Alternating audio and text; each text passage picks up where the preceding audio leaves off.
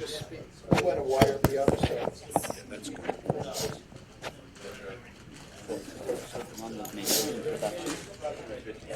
Okay.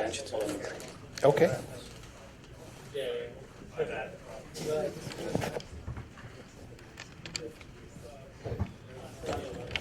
Başlayalım mı? Başlayalım. Sahneye geç, şey yapsın. Kameradan şey alınca başla. Ne alınca? Benden işaret olunca. Okay.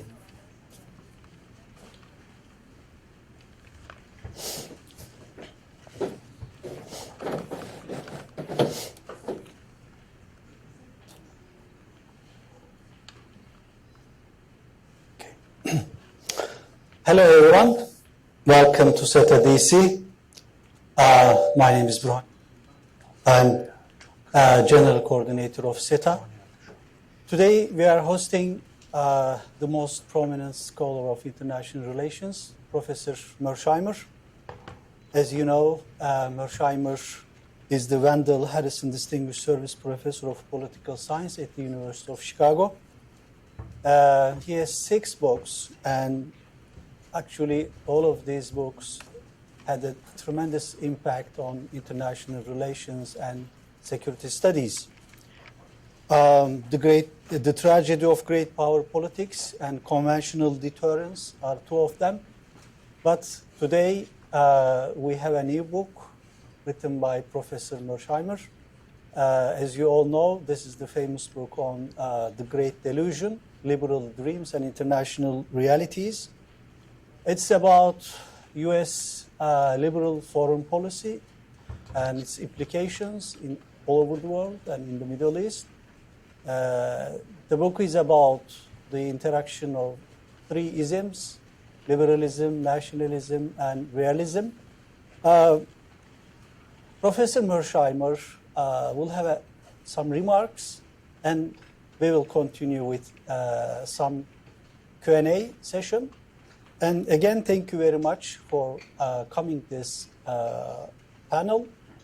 And ladies and gentlemen, please welcome Professor Mearsheimer.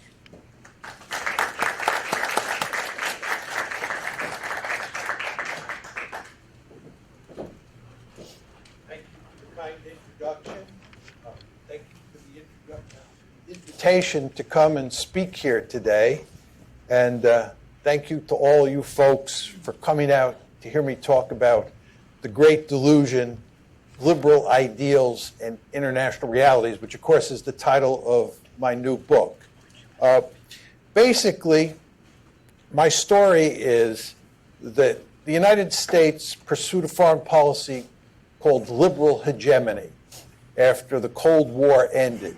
And the main aim of this policy was to remake the world in America's image. And this policy failed miserably. In fact, it failed so miserably that it played a role in putting Donald Trump in the White House. Basically, the story I'm going to tell you today is about the failure of American foreign policy since the end of the Cold War. And I'm going to tell you at the end that Donald Trump ran against this foreign policy and criticized it at every turn, and that played a role, again, in getting him elected in November of 2016. And with regard to the question of why it failed, my basic argument in synoptic form is that a liberal foreign policy, a foreign policy that's based on liberalism, loses at every turn when it runs up against nationalism and realism. Those other 2 isms are much more powerful than liberalism. But before I get into the nitty-gritty of the story, I want to make one point very clear. I am not arguing against liberalism per se. I grew up in liberal America. America, as you know, is a liberal democracy par excellence. And I thank my lucky stars that I was born and raised in liberal America. So it's not that I don't like liberalism. What I'm arguing here is that liberalism as a foreign policy is different than liberalism as a political system. And liberalism as a foreign policy is a prescription for big trouble. Okay, what's liberal hegemony? As I said to you before, liberal hegemony is basically all about remaking the world, in America's image. And it has three important elements to it. The first and most important element is to spread liberal democracy all over the planet. The basic name of the game is to turn every country in the world into a liberal democracy. Goal number one. Goal number two is to go to great lengths to incorporate every country in the world into the open international order that the United States helped create during the Cold War. And it's especially important to get China and Russia, which are the two major powers in the system, incorporated into that open international economy. Another way to put this is what you want to do is you want to get all the countries in the world hooked on capitalism. You want to create lots of economic interdependence. And then the third goal, which is related to that second goal, has to do with institutions. As you know, to make this open international economy work, you need lots of institutions. WTO, IMF, World Bank, and so forth and so on, right? So the idea is that you get all these countries, and again, you focus especially on China and Russia, integrated into these international institutions. Right? And this, again, will help with regard to the second objective, which is to get them into this open international economy, get them hooked on capitalism, right? And of course, the countries that you're integrating into this order will either be democracies or will become democracies, because the first goal is to create a world with nothing but liberal democracies. Now, what are the benefits of doing this? Well, why is the United States so bent on liberal hegemony? It's believed to have three very important benefits. The first is that it eliminates significant human rights problems. It's very important to understand that a liberal democracy like the United States cares greatly about human rights. It cares greatly about individual rights. And that's because liberalism is a political theory or a political ideology that privileges the individual, right? And it says that the individual has inalienable rights. That means that every individual on the planet, every individual has the same set of basic rights. Americans don't think that only Americans have rights, or Brits don't think that only Brits have rights. These are inalienable rights, which means they apply to every person on the planet. And once you believe in individual rights that are inalienable, you have an ideology that is universal in nature. It means that the United States has to worry about the rights of people all over the planet.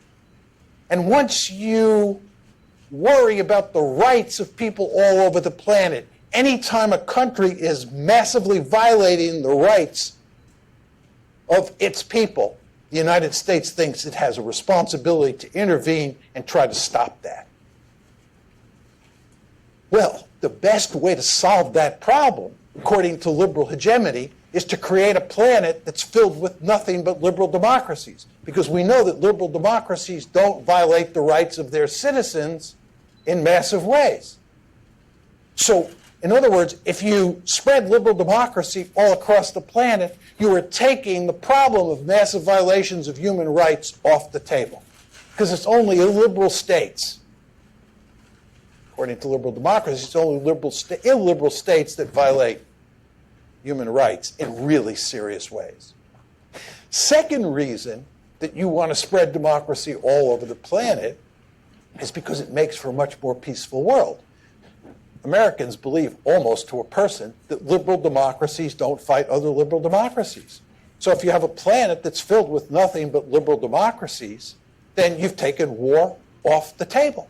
And by the way, if you're worried about nuclear proliferation and you're worried about terrorism in places like the Middle East, as the United States is, and you make this world a remarkably peaceful world, you not only solve the nuclear proliferation problem, but you solve the terrorism problem.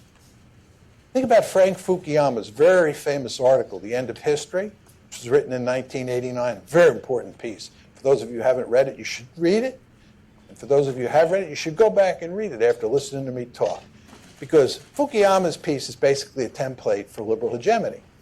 And what Fukuyama says at the end of his piece is he says that the biggest problem that we're going to face moving forward is boredom. Just think about that. The biggest problem we're going to face going forward is boredom. Now, why does he say that? First of all, you're not going to have any war. War is taken off the table. Furthermore, you're not going to have massive human rights problems. So there's no need for foreign interventions for purposes of protecting the rights of people in countries where their rights are being violated. The third benefit is you make the world safe for liberal democracy. And you're probably saying, what exactly does he mean here? Anytime you have a liberal democracy, inside that liberal democracy, you're going to have people who are not happy with the fact it is a liberal democracy.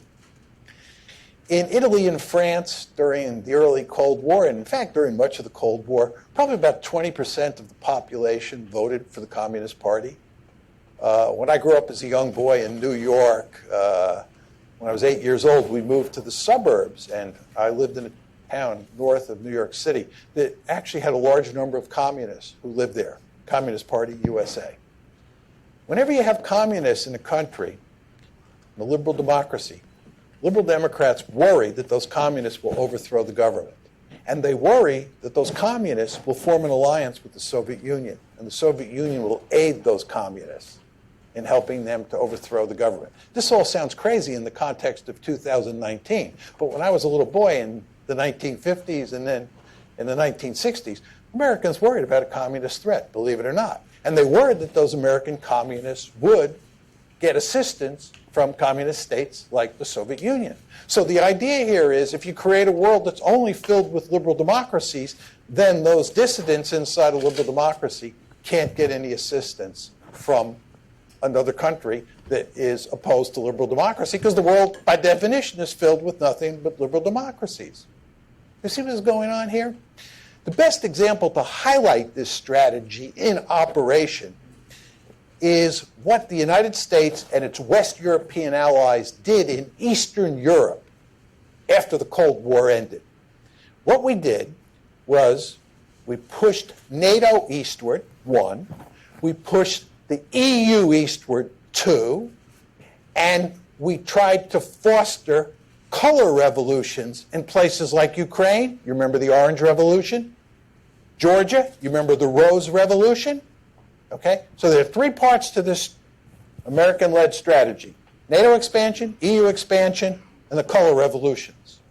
This is liberal hegemony at play. You're saying, what exactly does he mean? Well, think about the color revolutions. What are the color revolutions all about? Spreading democracy. What is moving NATO and moving the EU eastward all about?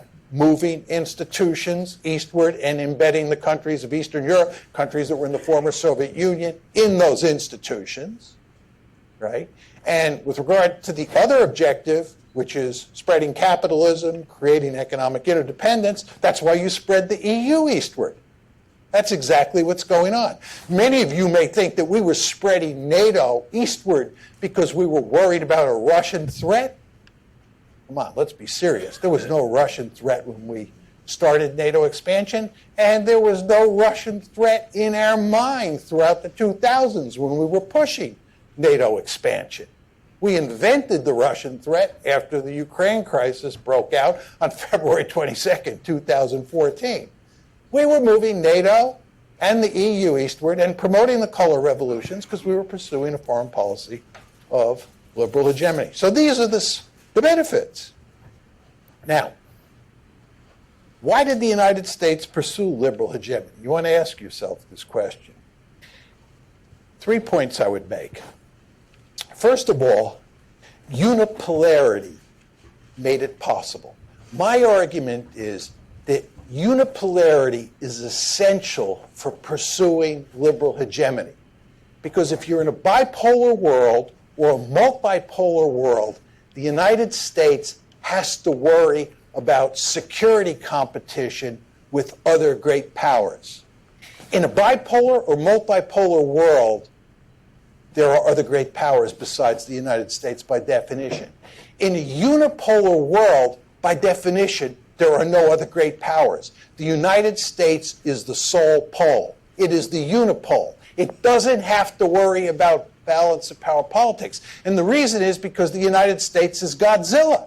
The United States is so powerful that no other great power exists, and no power on the planet can challenge it militarily. So it's free to put aside balance of power politics and pursue liberal hegemony. So that's reason number one.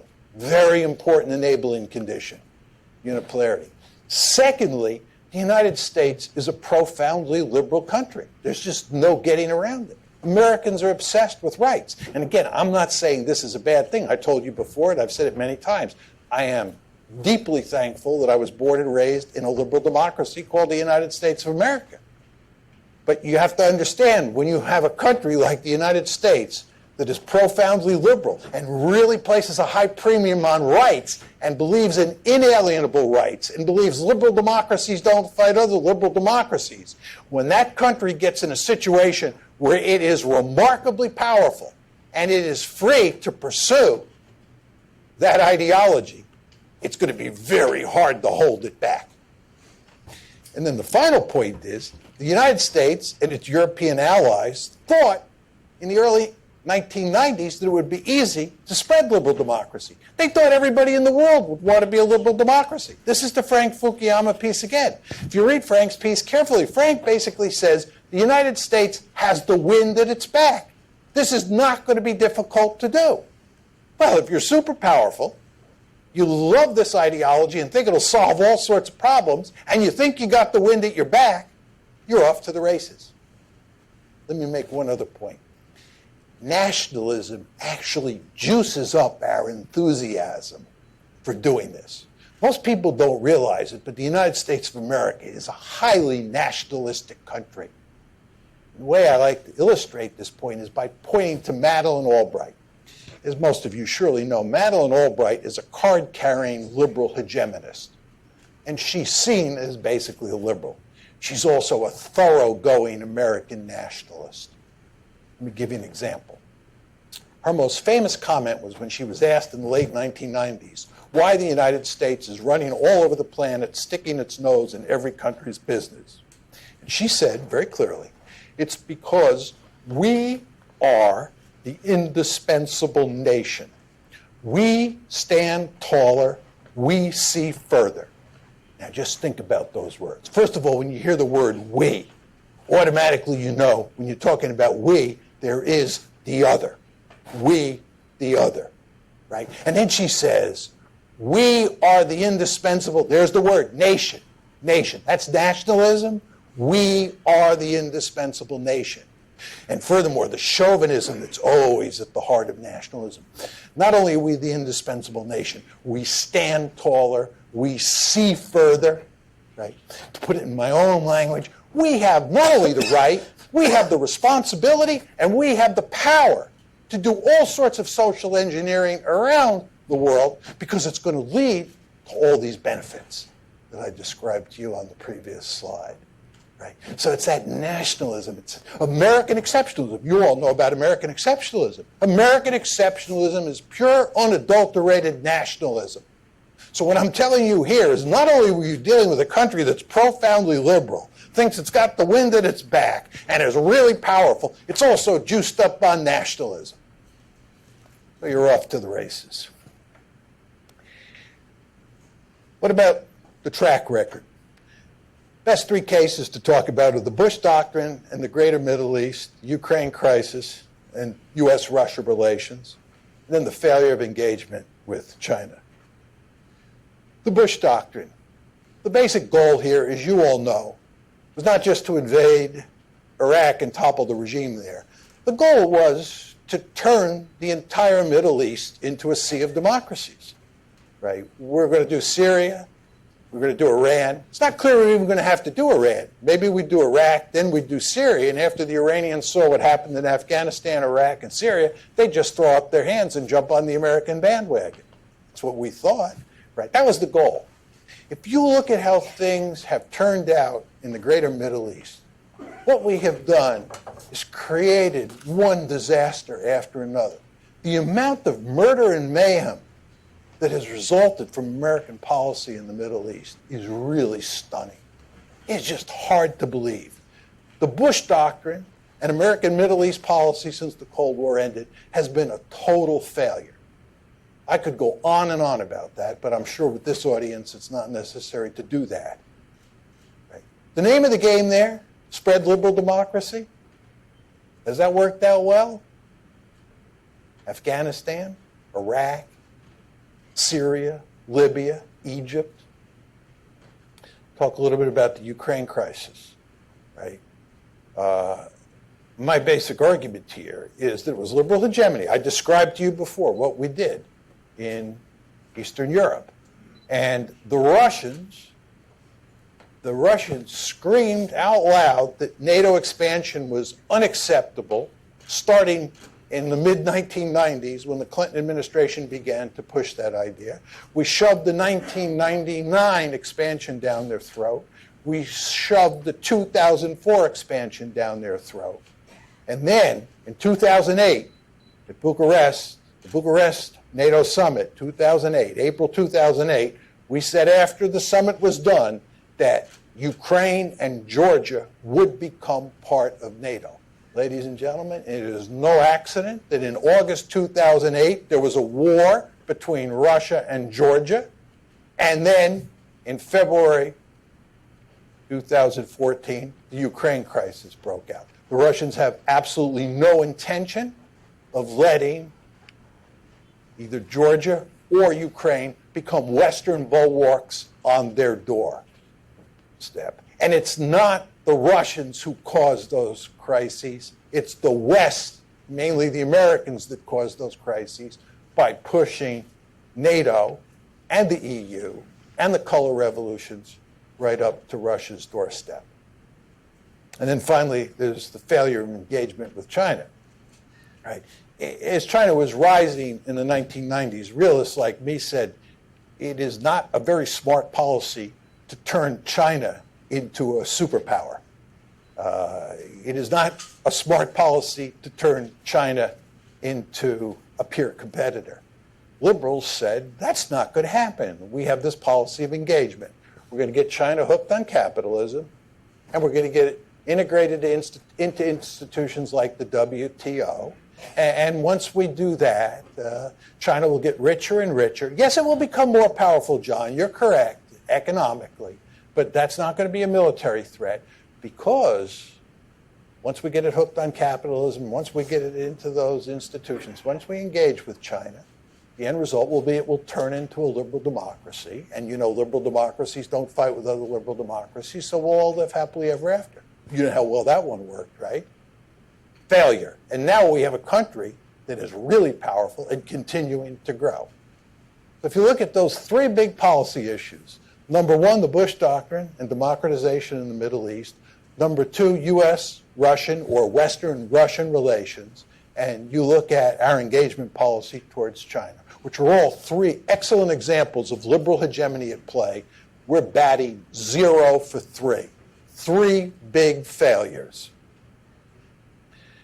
Now, talk about why liberal hegemony failed. Talk a little bit about the power of nationalism and the power of realism. We live in a world in which the most powerful political ideology is nationalism. And nationalism is all about sovereignty and self-determination. You've watched the Americans scream bloody murder at the thought that the Russians are interfering in our politics. We do not tolerate the idea of the Russians interfering in our politics. That's because we believe in American sovereignty, right? Well, the idea that the United States of America can run around the world invading countries and doing massive social engineering and not run into resistance is a pipe dream. I was in the American military from 1965 to 1975, which was coterminous with the Vietnam War. And one thing I learned in those years is you do not want to invade countries like Vietnam.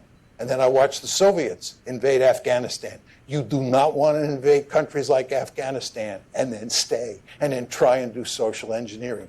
You do not want to invade countries like Iraq and stay and try and do social engineering. These things never work out very well at all, mainly because of nationalism.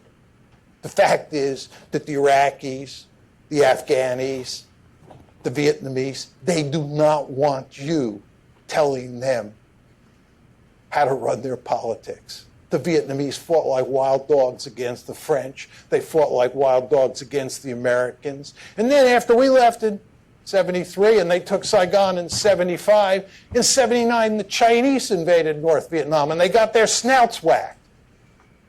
You know what that tells me? Stay out. I remember in 1979 when the Soviets went into Afghanistan, virtually everybody in the national security community was aghast. This is the end of the world. Oh my God, the Soviets are on the march. At the same time, there was a revolution in Iran that made Iran ripe for Soviet aggression. My view is, when I heard that the Soviets jumped into Afghanistan, is that this is wonderful news. They just jumped into a quagmire.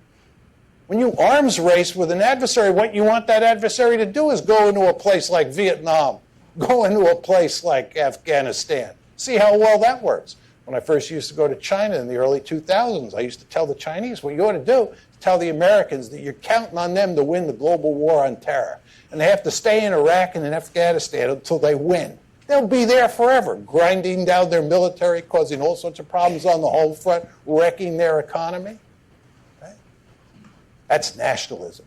And by the way, let's just talk a little bit about the Russians. You know, we were talking about the color revolutions in places like Ukraine and Georgia. We're also threatening a color revolution in Russia in very subtle ways, and we were also trying to spread liberal democracy into China. Do you think the Chinese and Putin were happy about that? They were not happy at all. They were not happy at all. They viewed Michael McFaul, who was the American ambassador to Russia from 2012 to 2014, as a very dangerous character because he was interested in promoting liberal democracy in Russia itself. They did not like that. Are you surprised? How can any American be surprised by this when you see how we react to the Russians interfering in our politics? Anyway, nationalism is a very powerful force. And principal lesson I learned long ago is pay attention to that force and stay out of other people's business as much as possible. Then there's the power of realism. And I'll just say a few words about this. It gets to the business of NATO expansion. As most of you know, we have here in the Western Hemisphere what we call the Monroe Doctrine. The Monroe Doctrine says that no distant great power from Europe or from East Asia is allowed to form a military alliance with a country in the Western Hemisphere and move military forces into the Western Hemisphere. This is considered absolutely unacceptable. There are a few old dogs in the audience, as old as me, who surely remember the Cuban Missile Crisis. Remember how ballistic we went when the Soviets put missiles in Cuba? This was categorically unacceptable. And then they talked about building a naval base at Cienfuegos. We told them in no uncertain terms, you cannot build a naval base at Cienfuegos. Right? That's what the Monroe Doctrine is all about. Fast forward to the year 2050. Let's assume that China is really powerful and it forms a military alliance with Canada or with Mexico and it puts military forces in Toronto and Mexico City. You think the United States is going to say, we don't really care? China can put military forces in countries on our border? Of course that's not going to happen. The Monroe Doctrine is going to be firmly intact. And we're going to tell the Chinese, the Canadians, and the Mexicans in no uncertain terms that that is categorically unacceptable. Well, as my mother taught me when I was a little boy, what's good for the goose is good for the gander. Don't you think the Russians are pretty paranoid about their borders, about their neighborhood? Don't you think it's going to upset them when you move a military alliance that was a mortal foe of the Soviet Union, which was the predecessor state of Russia, right up to its borders? If you couldn't figure that out with that powerful deductive apparatus you have in your brain, you should have just listened to what the Russians told you. They told you starting in mid-1995, the mid-1990s, this was unacceptable. Then we had a war over Georgia. You surprised we had one over Ukraine? I don't know, you know. This is realism 101. And the final point I'd make to you is we overestimate the importance that individuals around the world place on individual rights. I think everybody, almost everybody on the planet, cares a lot about individual rights. But when you're in a situation where your survival's at stake, where security is of paramount importance, you don't care that much about rights. You go to Russia today and you talk about liberal democracy, and when you mention those words, liberal democracy, the Russians say, we tried liberal democracy in the 1990s. It did not work very well. We'll take the soft authoritarianism of Putin every time. Right? So it's kind of a hard sell. You go in, you wreck Iraq, and then you start talking about liberal democracy. Most Iraqis are not that interested in liberal democracy. They're just interested in making sure they have food on the table and they don't get killed. Right? So it's kind of a hard sell in a lot of these cases. So it didn't work out very well for these reasons. All right, very quickly. Liberal hegemony's future. My argument is it's doomed. Two reasons. Reason one is the coming of Donald Trump. Donald Trump, as I said to you, ran against liberal hegemony. Remember, he said, we're getting out of the business of spreading democracy around the world. And as you know, Donald Trump has never seen a dictator or authoritarian leader he didn't want to jump into bed with, right? Second, with regard to an open international economy, he does not like the open international economy. He thinks that the United States has been screwed as a result of the open international economy. And he's very interested in putting tariffs not only on our adversaries, but on our allies as well. And with regard to institutions, the guy's never seen an institution he didn't loathe, right? He said NATO was obsolete. The EU has basically reached the point where they identify him as public enemy number one. He hated NAFTA. One of the first things he did when he came to office was kill the TPP, foolishly, right? He hates the IMF, hates the World Bank, and really hates the World Trade Organization, right? Doesn't like institutions, doesn't like an open international economy, and wants to get out of the business of spreading democracy. That's called running against liberal hegemony. And he got elected. But that's not the main reason liberal hegemony's finished. This is the main reason, the rise of China and the resurrection of Russian power. Remember, and I can't emphasize this enough, you can't have liberal hegemony unless you live in a unipolar world. Because the unipole is then free of balance of power politics. It doesn't have to worry about competing for security with other great powers. And that's why it can pursue liberal hegemony. With the rise of China and with the revival of Russian power, we now live in a multipolar world. I think almost everybody I talk to understands this. But if you're in a multipolar world, you're in a world of security competition. You're in a world of great power politics. And liberal hegemony is gone.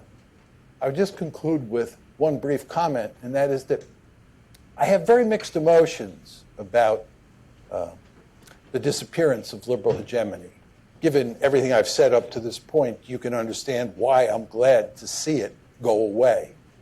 But on the other hand, I'm not actually thrilled about the rise of China and what that means for the United States, because I do believe the United States is going to be involved in a serious security competition with China over the course of the 20th century.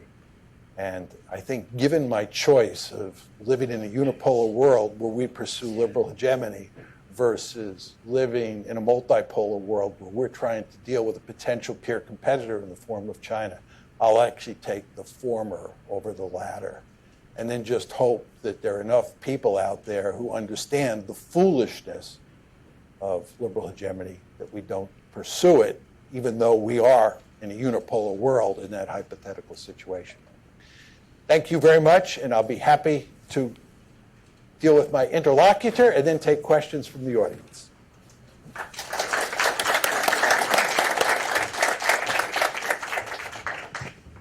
Thank you very much, Professor Mearsheimer.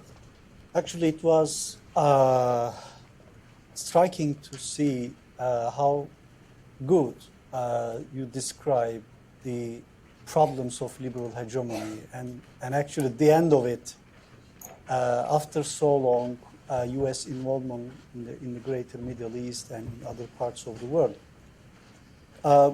it seems that the world is moving towards one polarity to multipolarity.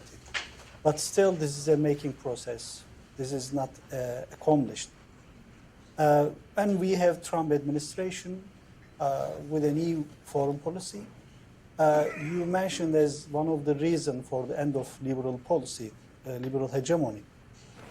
But as far as I see, Trump's foreign policy is based on, and again, American exceptionalism, maybe a new form of it, as America first.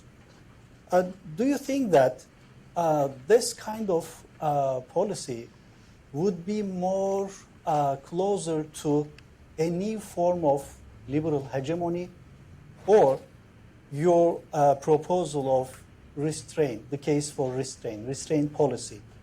Because, you know, selective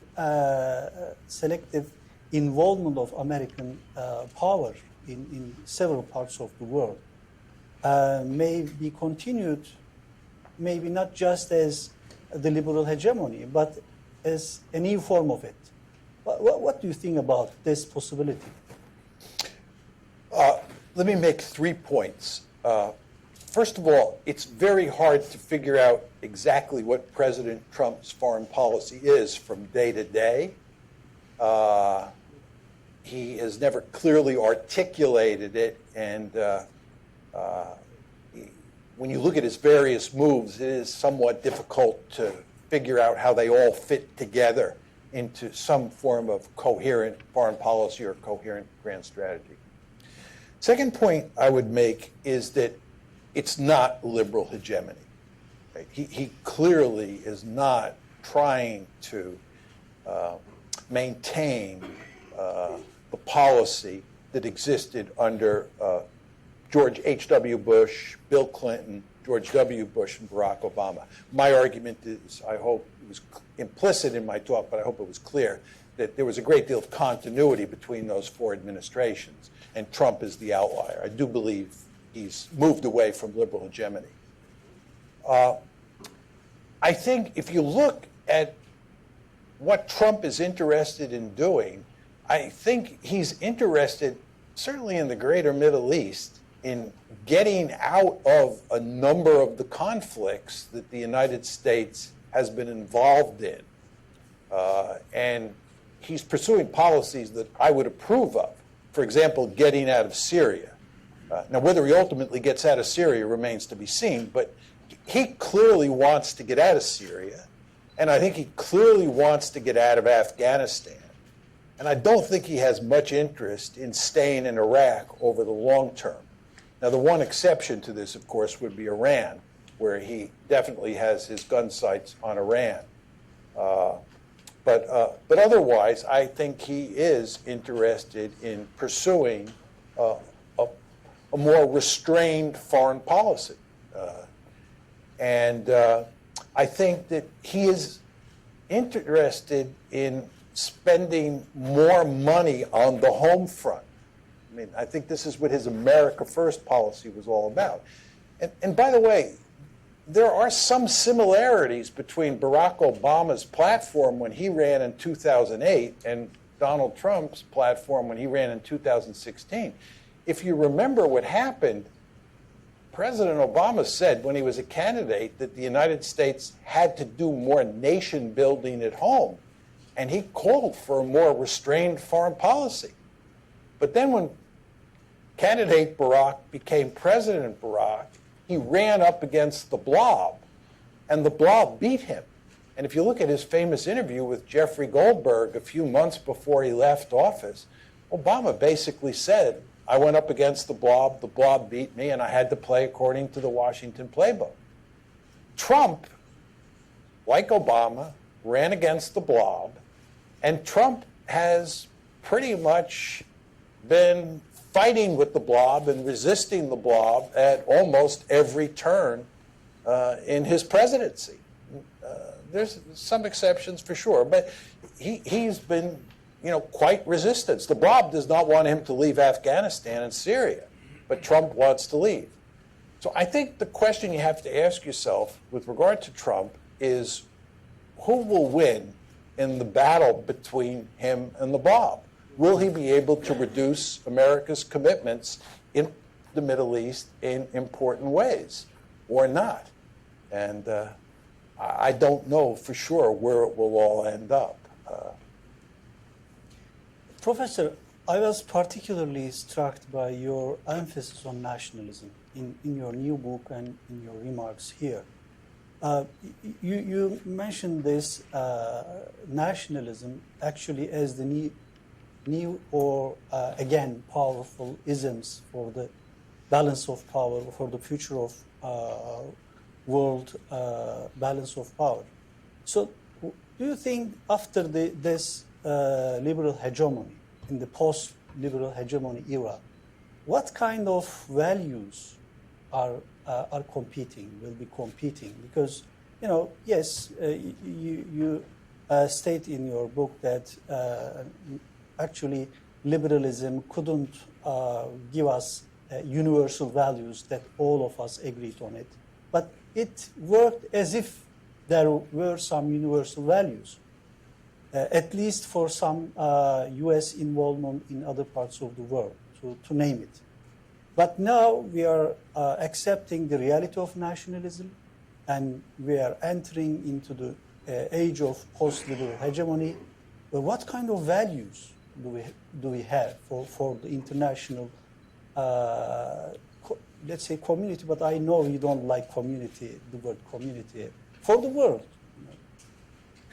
Well, nationalism is a remarkably powerful political ideology that has probably been around for 200 plus years.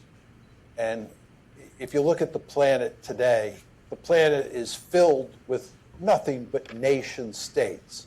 And nation states are the embodiment of nationalism. So nationalism has always been there, and there's no sign that it's going away. It's more prominent in our discourse today, but it's always been there. So I think nothing's really changed on that front. Although many people think nationalism has all of a sudden come on the scene, it had disappeared. I don't buy that argument. It's always there. Now, with regard to what kind of values are going to dominate, the fact is that there are no universal values.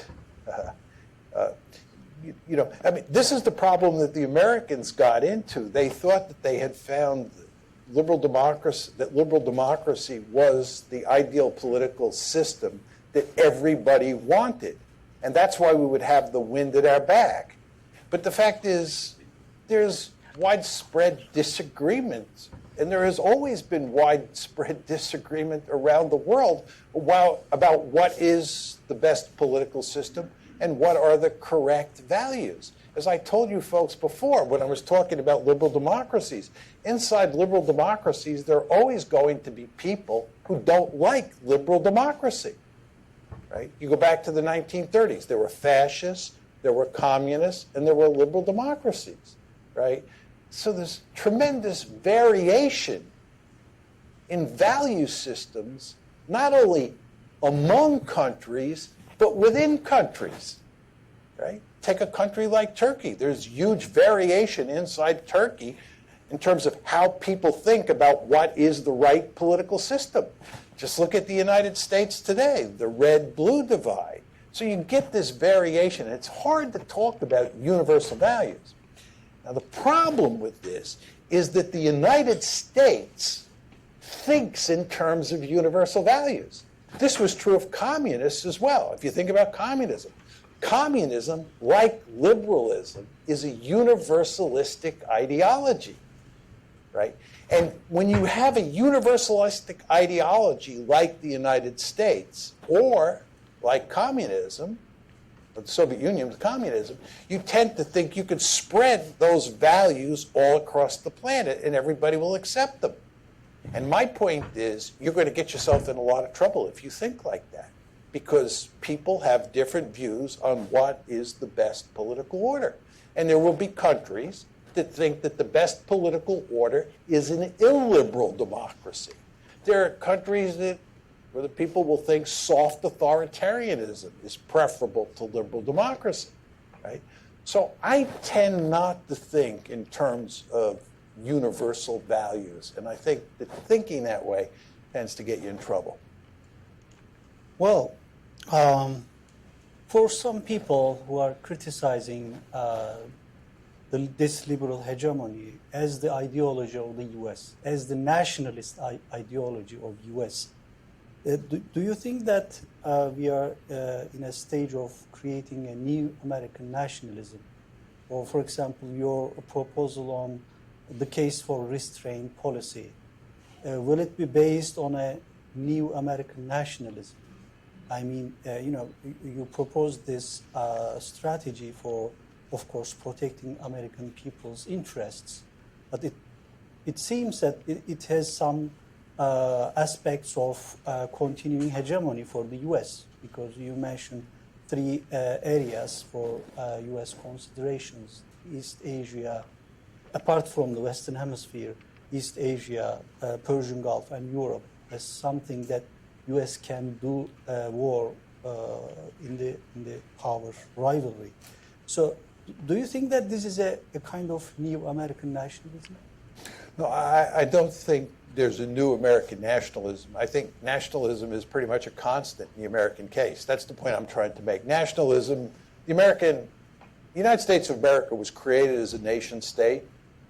If you read the literature on nationalism, it's, either France or the United States was really the first nation state. So we've been a nation state from the beginning. American nationalism has been there from the get-go. No, I think the question that you're asking really gets down to the matter of what is going to be American foreign policy in the future. And the question you have to ask yourself is, number one, have we abandoned liberal hegemony, which was your first question? And the second is whether or not the United States is going to try and be some other form of hegemon. And my argument is liberal hegemony is gone, in large part because of the rise of China, but also because of the coming of Donald Trump. And then the question is the United States interested in hegemony? And that all depends on how you define hegemony. My argument in the book, and my argument for a long time, has been that the principal goal of the United States is to, number one, be a hegemon in the Western Hemisphere, and number two, make sure that there is no other hegemon in one of three areas of the world: Europe, East Asia, or the Persian Gulf, right? And my argument is that the United States in the 20th century went to great lengths to prevent Imperial Germany, Imperial Japan, Nazi Germany, and the Soviet Union from dominating either Europe, Asia, or Eurasia. And my argument is, with regard to the future, we will go to great lengths to prevent China from dominating Asia, right? My theory says that, and I think the empirical record is very clear.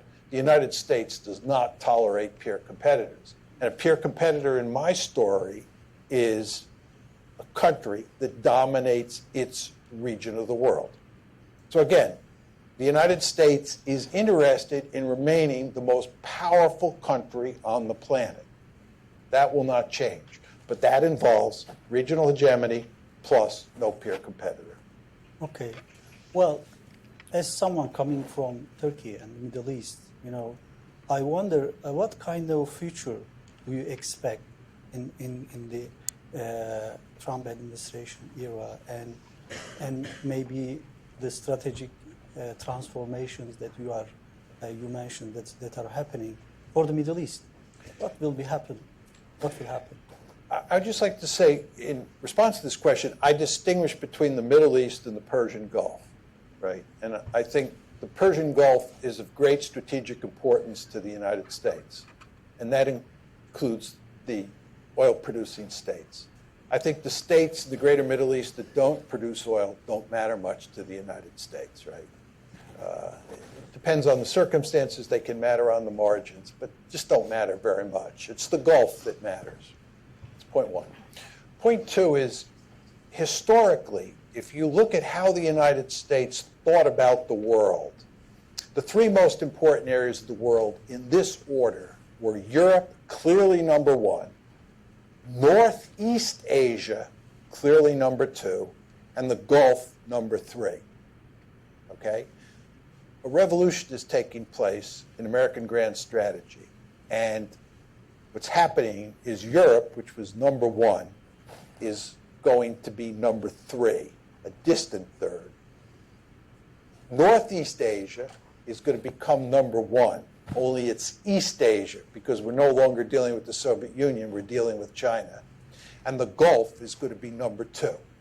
So my argument is East Asia, most important area of the world for the United States. The Gulf, second most important area for the United States. And Europe, which used to be number one, is now number three. Now, why is the Gulf, which gets to your question about the Middle East, why is the Gulf number two? China now gets 50% of its oil imports from the Gulf, and 25% of Chinese oil, 25% of Chinese oil is from the Gulf. And that number is going to go up. So the Chinese care greatly about the Gulf. The Chinese will tell you behind closed doors they're building a blue water navy so that they can control their sea lines of communication into the Persian Gulf. So my view is the Chinese and the Americans are going to be deeply involved in a security competition in the Gulf. Iran, I think there are a variety of reasons why it is remarkably foolish to have antagonistic relations with Iran, the nuclear issue being number one. But the second reason is you're going to drive the Iranians into the arms of the Chinese, which from a balance of power point of view is a very foolish thing to do. I was in Iran last December 2017, and you see hardly any American influence, as you would expect. You see lots of Chinese influence, and I bet that influence is going to grow with time. It's not in America's interest to drive the Iranians into the arms of the Chinese because, again, the Gulf is the second most important area. Right? And by the way, we're now driving the Saudis in the same direction. Right? Not smart. But anyway, so I think the United States is going to be deeply involved in the Middle East, right? But it's mainly going to be involved in the Persian Gulf, because the Persian Gulf is where the oil is, and we care about the oil, and the Chinese care about the oil, and the fact that Chinese care about the oil means we definitely care about the oil. So the United States will be involved. And of course, because of our close relationship with Israel, right, the United States will be involved in the greater Middle East for an additional reason. Well, does it mean that U.S. somehow leaving some space for the greater Russian influence in the Middle East? And adding to that, how do you see the future position of Russia in the great power rivalry? Yeah, this is a great question. As I said, there are three powers in this multipolar world: China, the United States, and Russia. And to the extent there's a potential peer competitor on the horizon, it's clearly the Chinese. It's not the Russians. Russia is a declining great power. The United States should have good relations with Russia. If you're concerned about the rise of China, the last thing you want to do is drive the Russians into the arms of the Chinese. This is my point about the Iranians. The last thing you want to do is drive the Iranians into the arms of the Chinese. But the United States, because of its remarkably foolish policies, which I described to you before regarding NATO expansion, EU expansion, and the color revolutions, has caused this huge crisis with the Russians, and we've driven the Russians into the arms of the Chinese. And we not only have done that, but we portray the Russians as the devil incarnate. This is a huge mistake. Now, with regard to the Russians in the Middle East, I'm glad the Russians are in Syria. I think that what Trump ought to do is get us out of Syria and let the Russians fix the problem. Why not? They're not a threat to us. Syria doesn't matter to us strategically. What's the strategic importance of Syria? Zero. And if somebody's going to take it upon themselves to fix that problem, let the Russians do it. And I think the Russians have the only solution. The only solution to fixing Syria is to put Assad back in power, or keep Assad in power, and increase his influence in the country at large. As far as Turkey's concerned, I think the best thing that could happen for Turkey is for Syria to firmly control all of its territory so that it would basically solve the Kurdish problem in northern Syria. The Israelis want the Iranians out of Syria. Well, the best way to get the Iranians out of Syria is for Assad to be firmly in control so he no longer needs the Iranians to help keep him in power. And that's how you'll get the Russians out, once Assad is back in power. The United States is not going to help put Assad back in power. The United States played a principal role in creating this mess, right? It's the Russians who, if anyone, is in a position to fix the problem. So I say, from an American point of view, we should get out and let the Russians deal with the problem and help them as we see fit. And at the same time, I would work to improve relations with the Russians, because we're going to need the Russians to contain the Chinese. And again, I would work to improve relations with the Iranians. One, so they don't get nuclear weapons, and two, so they don't jump into bed with the Chinese. Well, Professor Mearsheimer, actually, I have benefited a lot from your new book and the discussions here. I have many questions to ask still, but I will stop here and turn to our audience and collect some questions for you. Okay.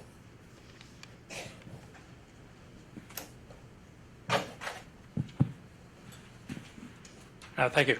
Steve Winters, independent consultant. Actually, I was going to get on the topic of grand strategy, which you suddenly launched into toward the end in response to the moderator. But the question is this.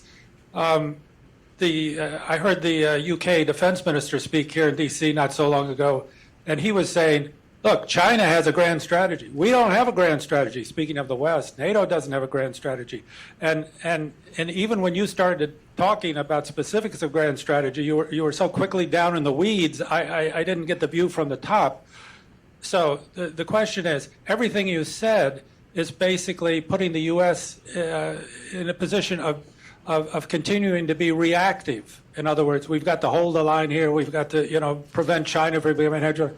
I didn't hear anything that wasn't either preserve what we have already or a total reaction. Whereas the Chinese seem to be making initiatives. So where's our initiative, if anywhere? Thank you. One more. Yeah, here, gentlemen.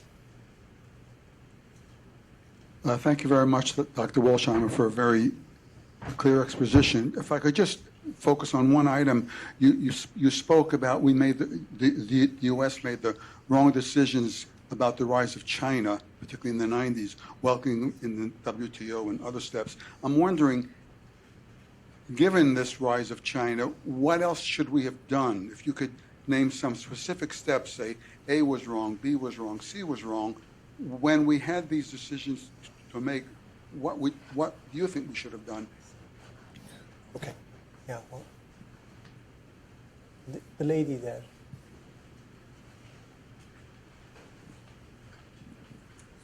Professor Mearsheimer, I was wondering if you could talk about why the U.S. doesn't have conflict with plenty of countries that aren't liberal democracies. Could you just, I'm not sure what you're saying. Why does the U.S. not have conflict with plenty of countries that aren't liberal democracies? Okay. I'll take them in the questions in the order that they were asked, starting with the gentleman here who asked me about grand strategy. He said China has a grand strategy, the United States doesn't. For me, grand strategy only applies to superpowers, and superpowers are countries that project power outside their own region. And if you're the United States of America or you're the Soviet Union during the Cold War and you're projecting power all over the globe, you have to prioritize. You have to decide which areas of the world matter the most, where are you willing to expend blood and iron. right? This is why grand strategy matters for the United States and why it mattered for the Soviet Union. China doesn't have a grand strategy because all it cares about is its neighborhood, right? The Chinese are not projecting power into the Gulf yet. They're not projecting power into Europe. They're not a superpower. They're a great power, right? So it's easy when you're a great power and you're just worried about your neighborhood not to have to think about these big issues. Your second point, which is a more interesting one, is he said that my description of American grand strategy made it sound very passive, very reactive. You know, we're not taking the initiative. And I'd never thought about it in those terms until you said those words. But I think you're exactly right. And the reason is because we are the most secure great power in the history of the world. And there's no reason for us to go out and try and conquer the rest of the world because the end result is going to be disastrous. Most Americans don't understand this. But if you just think about the unipolar moment, just think about the period from 1990 to 2015. The United States is the only great power on the planet. It's separated from its principal adversaries by two giant moats, and it's got thousands of nuclear weapons. Does it get any better than that? Right? You're a hegemon in the Western Hemisphere. Do you go to bed at night worrying about Canada or Mexico or Guatemala attacking the United States? Of course you don't. It just doesn't get any better, right? If you're going to go around the world and start slaying dragons and try and become a global hegemon or try and push liberal hegemony on other countries, you're going to get yourself into real trouble. So what we should have done when the Cold War ended is recognize that we had it, use a phrase we used when I was a kid, we had it made in the shade and just sat back and relaxed instead of going on this crusade to remake the world. But the fact is, we should be passive. We should be reactive, right? I'm talking about the post-Cold, the unipolar moment. Okay. This brings me to the second question about the rise of China.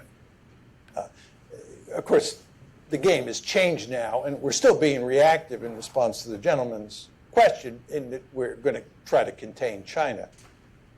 And the second question deals with what we should have done.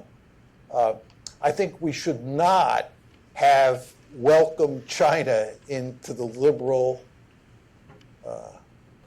economic order, the open international economy, brought it into the World Trade Organization, allowed it pretty much to operate in violation of many of the principles of the WTO, so that it got richer and richer. I think we accelerated China's growth. I would have gone to great lengths not to do that.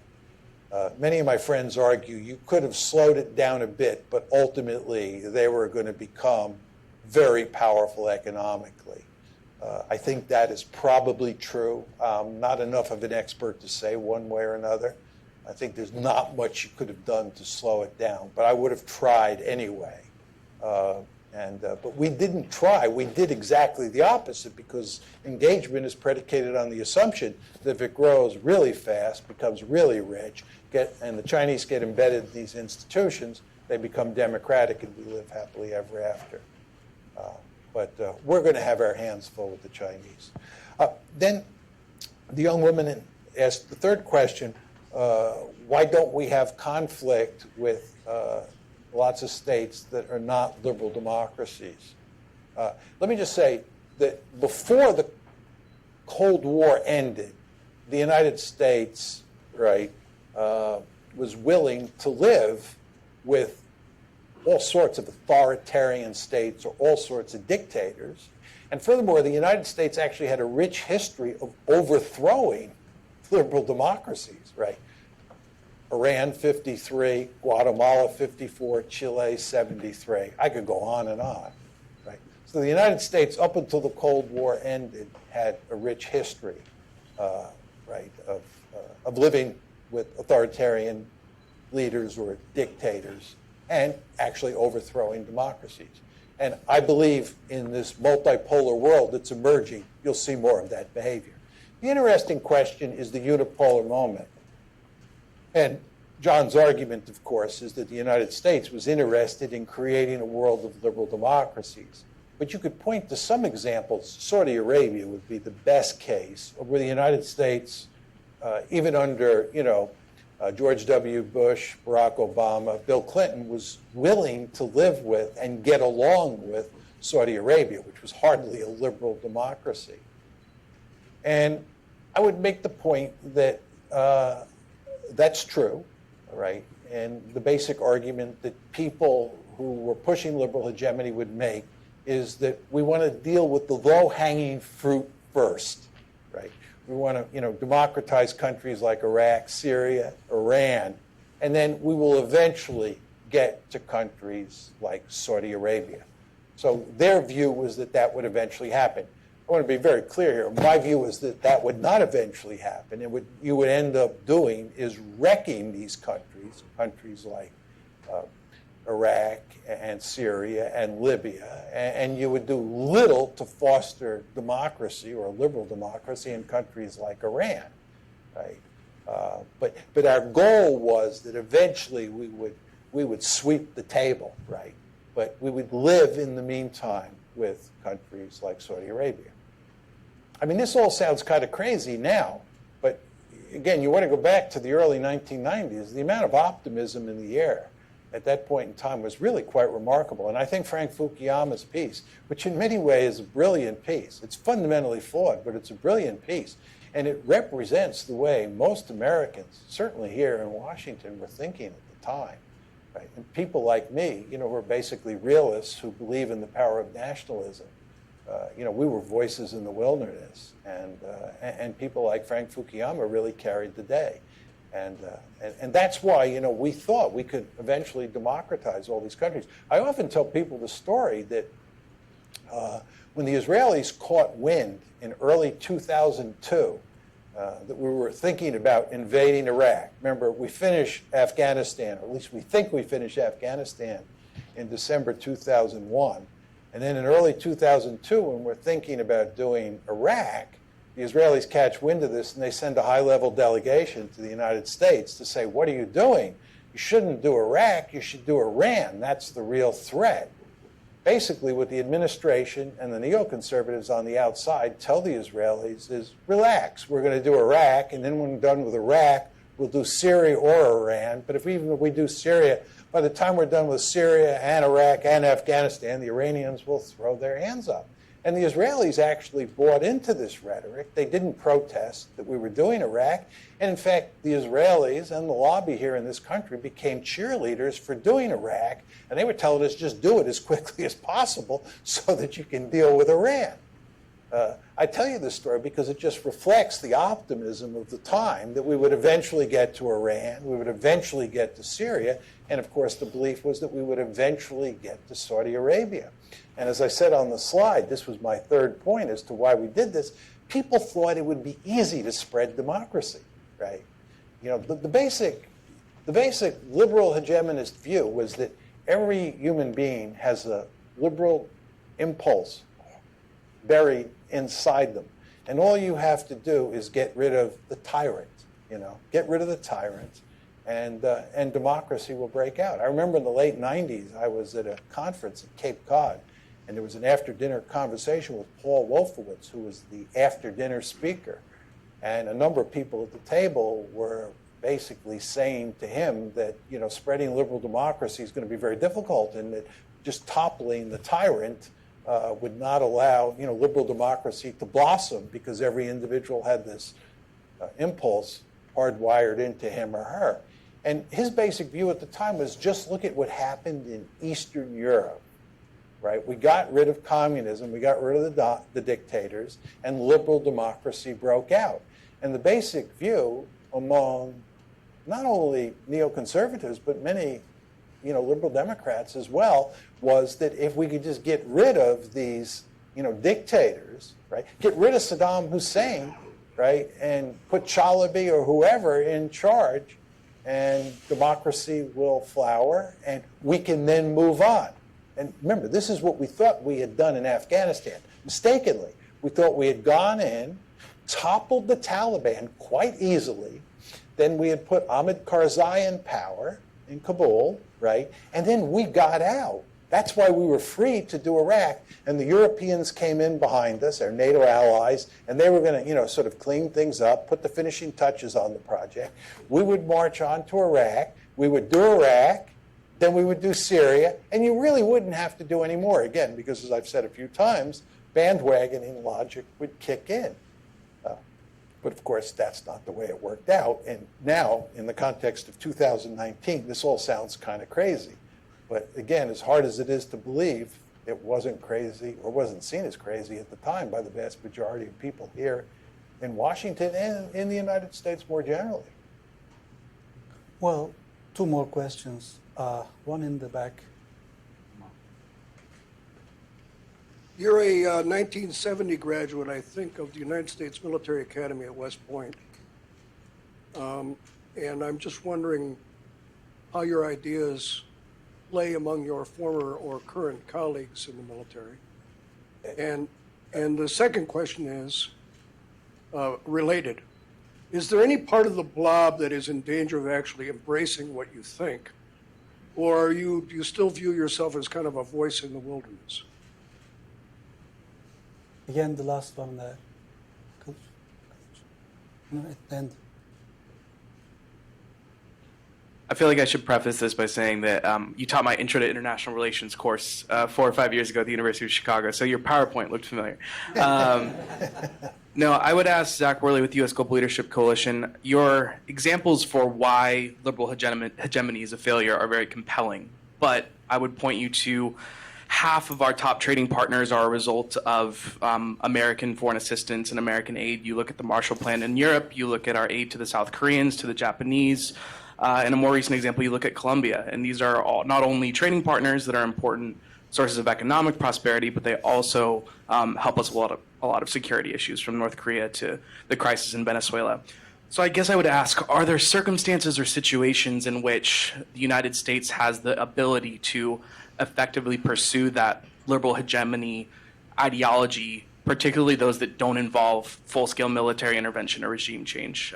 Because those are a lot of the same principles that you're advancing, obviously different circumstances, but just curious to get your thoughts on that. Okay. Sure. Can I just ask the gentleman, you said correctly, of course, that I graduated from West Point in 1970, and your question was, how do my colleagues, Your current or former colleagues in the military, your fellow graduates, how they view your ideas, whether the Pentagon picks up the phone and gives you a call for your advice, and okay, or whether it's your views are rejected, and what Okay. that means. okay.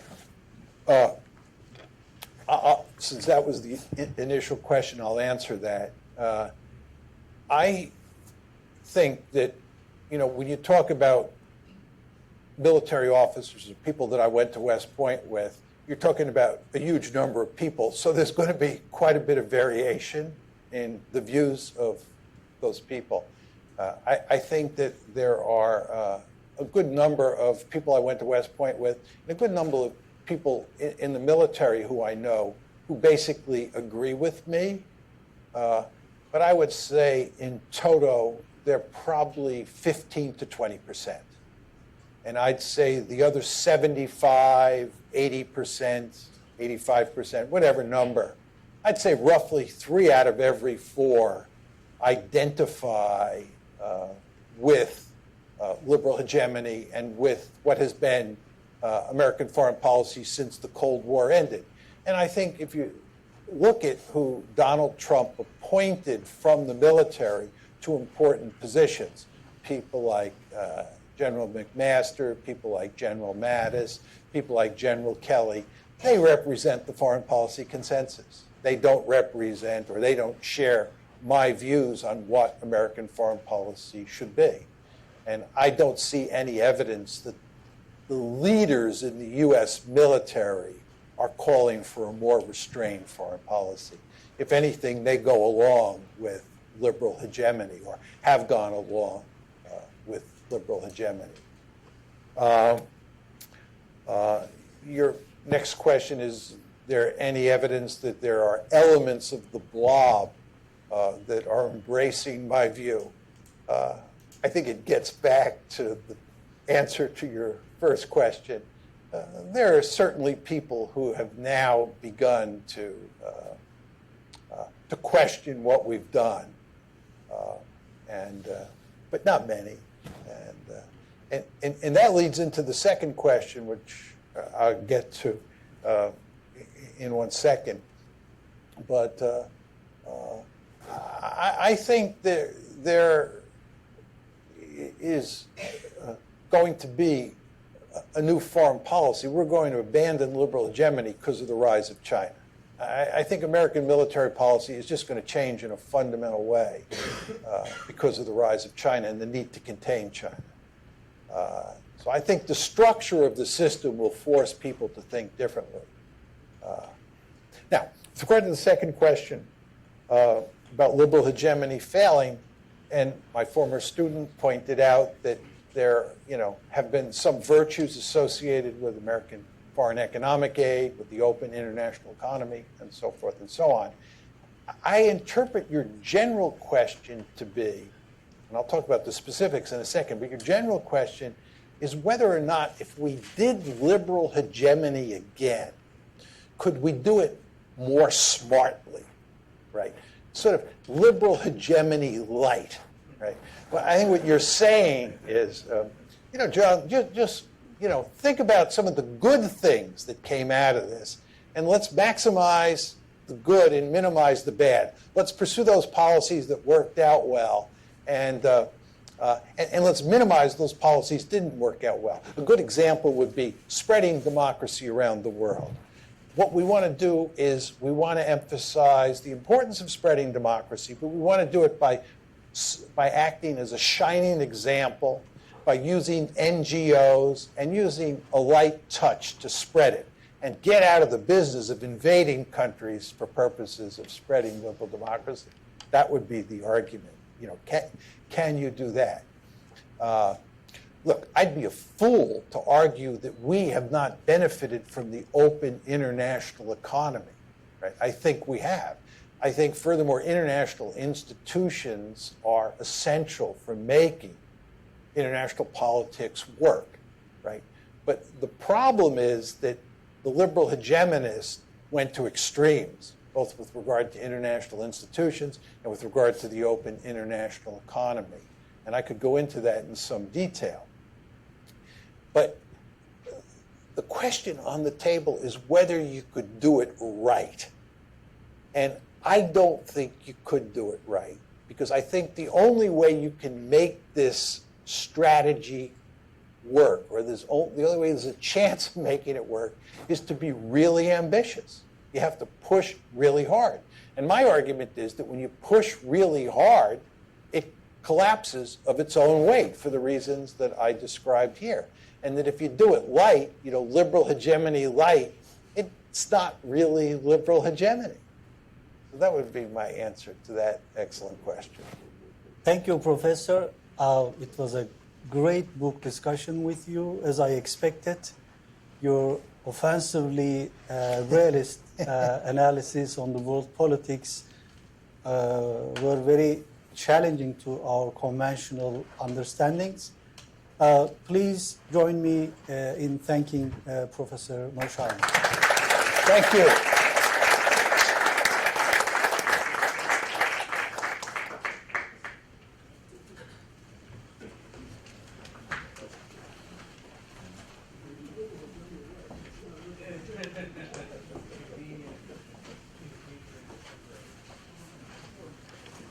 Doesn't change.